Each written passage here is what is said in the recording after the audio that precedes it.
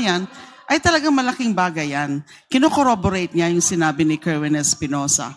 So si Kerwin Espinosa, dati na niyang recant, noong 2022 pa lang, lahat ng mga sinabi niya tungkol sa akin na pagkaka-involve ko, pagiging protector daw, beneficiary daw, nung alleged illegal drug trade ni Espinosa, binawi na niya yan lahat during the last hearing. Inaabangan ko talaga yung pag-amin din ni Colonel Espinido kasi nababanggit nga siya.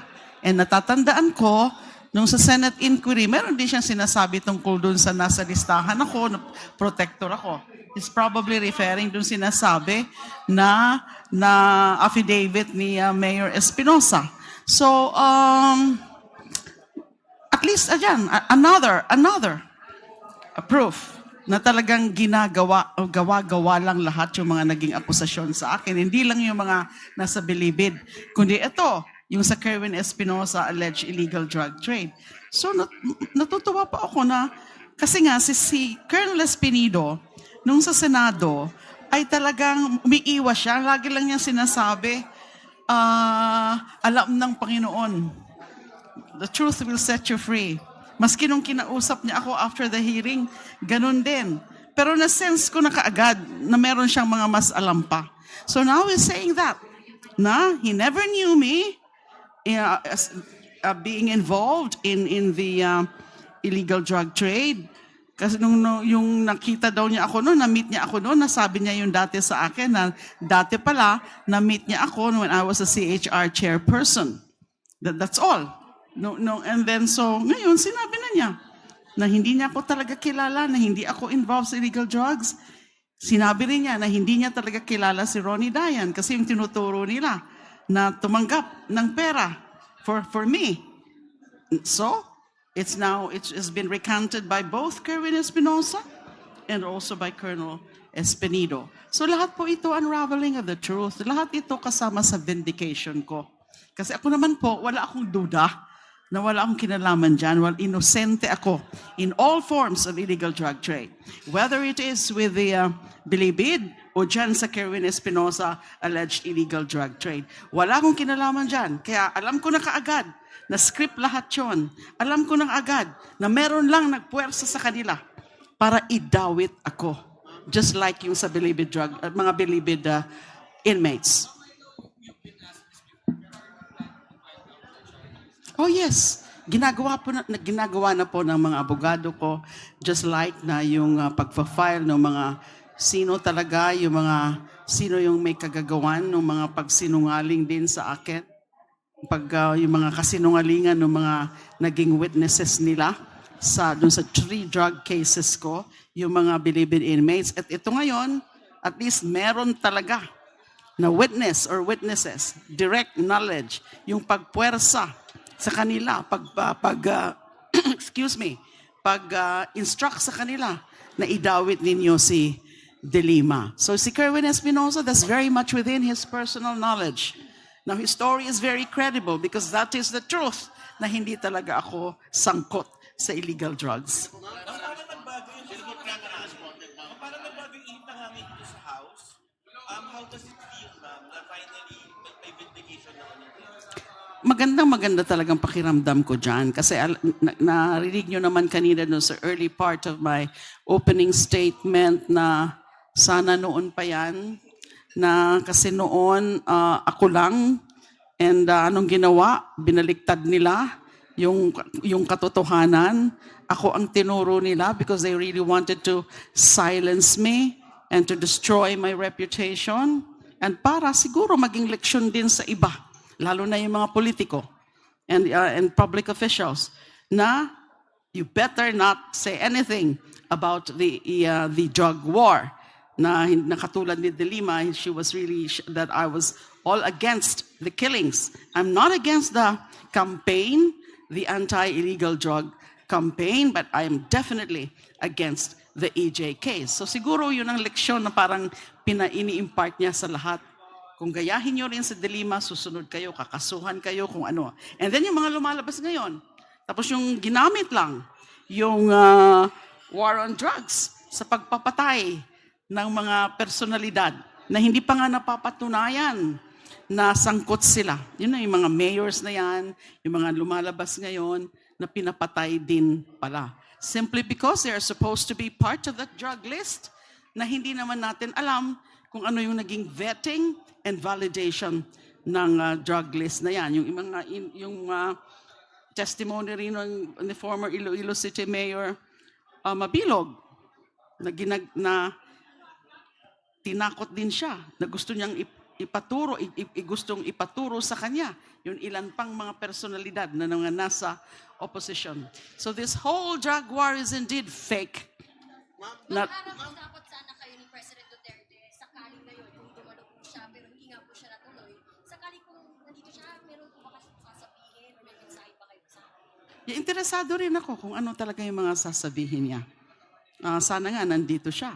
Para, tingnan natin kung ano yung naging reaction dun sa mga sinabi ko rin na kasi I was, corroborating yung sinabi ni Colonel Garma about this reward system and yung sinabi ni Garma na talaga naman na itong war on drugs na to, yung mga EJ case na yan, ay patterned after the Davao model. That one I corroborated based on kung ano yung mga nalaman namin noon in the course of the CHR investigation and also from the affidavits of Edgar Matobato and Arturo Las Cañas. So bina-validate lang yon. Talaga namang it was based on the Davao model. Ma'am, sabi po ma'am kasi ng mga kritiko ninyo, of course, 90% ng mga nag-survey kasi, they approve of the drug war. Kayo po ma'am, you're one of the biggest... Yun na nga, yan ang hindi maganda. Yun ang yung mga sinasabi po ng mga pro-Duterte natin na kalaban kayo na parang, he was overwhelmingly approved po of the drug war. Saan po masabi niyo? Okay, yun ang narrative nila. Nakita naman natin yon. I think kinikilala ko yon na at the height of the war on drugs, at the height of the killings, marami na pumalakpak sa kanya. Marami na ang naniniwala na maganda yon, supposedly for peace and order. Pero hindi naman. How can that be good for law and order kung may patayan? That's lawlessness. So, narrative nila yan eh. Parang binabaliktad na nga nila. Yung parang sinasabi nila, I think sa Senate, yung sinasabi nila, Senator Bato and Senator and Bongo, na sabi nila is tingnan natin, pakinggan natin yung mga magsasabi na tumahimik sa komunidad nila. Wala nang mga siraulo dyan because of the war on drugs. Yun ang narrative nila. Parang dinideflect nila. They wanted to show the killing is all right when it is not. Hindi yun ang issue yung pagpatay ang issue. So, hindi na nakakagulat yun na ganun nga, ako, linakasan ko lang yung loob ko. Na in spite of the fact na nakikita ko, mataas yung approval ng war on drugs, I had to do something about it kasi nga maraming mga pinatay. Ma'am, saan niyo pong kakasuhan? Sino po primary responder? Ginagawa po yan ng mga abogado ko. At yung sa mga tungkol dun sa mga gawa-gawang kaso against me, we are of course looking at Mr. Duterte because definitely siya naman talaga ang may kagagawa niyan. Siyang nag-utos kina former Justice Secretary Aguirre dun sa mga pag-file ng mga fabricated cases na yan. And inaalam pa namin kung sino pa yung mga iba, yung mga handlers, yung mga nag-access dun sa mga bilibid inmates para implicating him sa pagko-coerce sa kanya, sa pagturo sa akin that is within his personal knowledge. So, mas madali niyang i-prove yan. Pero ang ano ko dyan is not only at the level of Senator Bato. Sigurado ako na si Presidente rin, si dating Presidente Duterte rin, ang may utos kay Senator Bato, then PNP Chief, na idiin ako dyan sa Kerwin Espinosa illegal drug trade.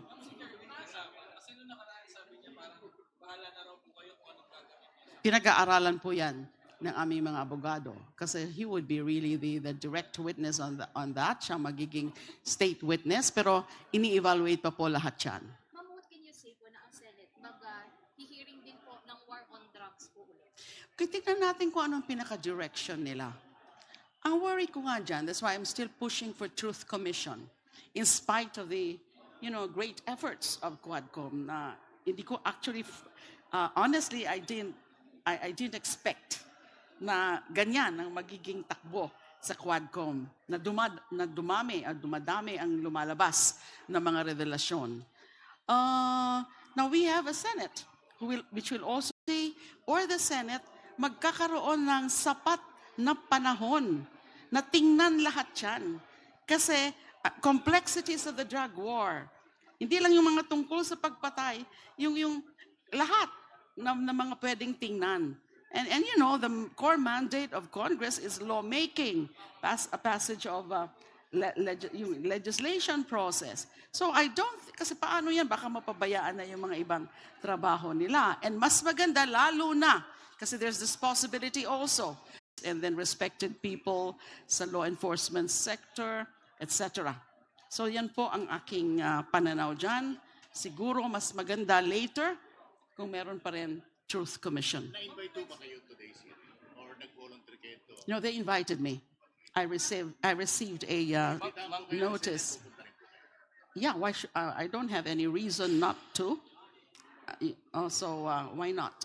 Ma'am, Pupunta rin po. possibility of you coming here kung darating si Presidente.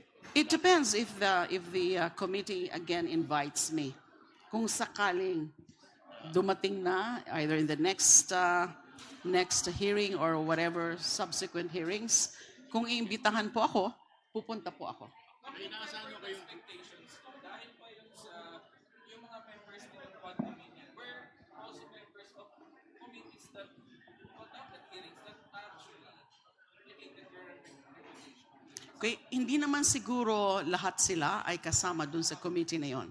Committee on Justice and Human Rights. Kaya nga sinabi ko kanina, hindi ko mapigilan, sinabi ko na hindi naman talaga yung pinakapakay ng inquiry na yon in 2016, yung Bilibid drug trade. Ako naman talaga ang pinaka-target. And I suppose they realize that already. Whoever, yung mga nag-participate talaga dun sa vilification sa akin, sa panbabastos sa akin, you all saw that, ay sana naiisip na nila yan, sana ay nauusig na rin sila ng kanilang konsyensya na mali yung ginawa nila. Ma'am, paano po ma'am yung mga Hello, ma'am. Ako na. Ma'am, sorry. Good afternoon. Yaneska po from Jamay News Online. Ma'am, how do you feel returning here as a resource person when, just recent past, you have been subjected by the same institution to unflattering, to say the least, yung inquiry sa inyo in the past, and now parang they treat you as a valuable resource person. So how do you feel about the turn of events? Well, it's really very relieving for me, and it's very, I feel good about it. I feel great about it kasi dati talagang masakit yun para sa akin na ganun ang ginawa ng iba na mga miyembro ng committee na yon na talagang pinakialaman yung personal life ko, sinira at hustisya. Yung libo-libong biktima ng war on drugs, I will offer always myself to any forum, including the House of Representatives. At pagrespeto na rin ng House of Representatives. Hindi na po ako incumbent senator ngayon. Dati, I can always cite yung interparliamentary courtesy na they cannot compel me to attend the hearings here. Pero ngayon, so this is not about that. What political considerations are they talking about?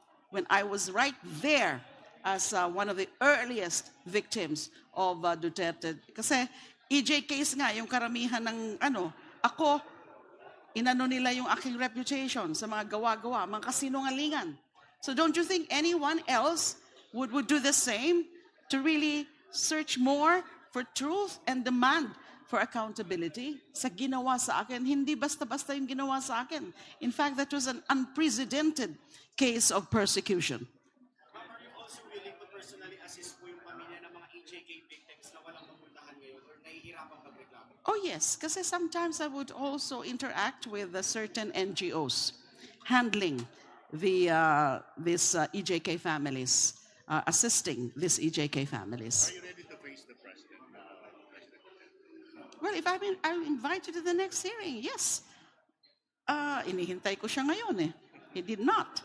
So that's why my message is sana magpagaling na siya para may sapat na lakas na harapin ang lahat ng mga binabato sa kanya. So why should I be afraid of him? I'm never afraid of him. I've proven that na I'm beyond I'm beyond being threatened by him. Kung makakausap yung face-to-face, anong inaasahan natin manggagalit sa Aminin mo na, Pangulong Duterte. Aminin mo yung kasalanan mo sa akin, na pinag-initan nyo na lang ako, inimbento nyo yung mga kaso against me. Aminin mo na rin na ikaw talaga ang pinaka-involved bilang mastermind, nag-utos, nag-induce. Nakikita natin yan, lumalabas na yan lahat ngayon, yung pag-form ng that special group, the special task force headed by Colonel Leonardo, according to Colonel Garma. Aminin na niya sana para matahimik na rin yung mga biktima, matahimik yung mga pamilya ng biktima na matagal-tagal na umaasa o humihingi ng hustisya. Thank you. Thank you.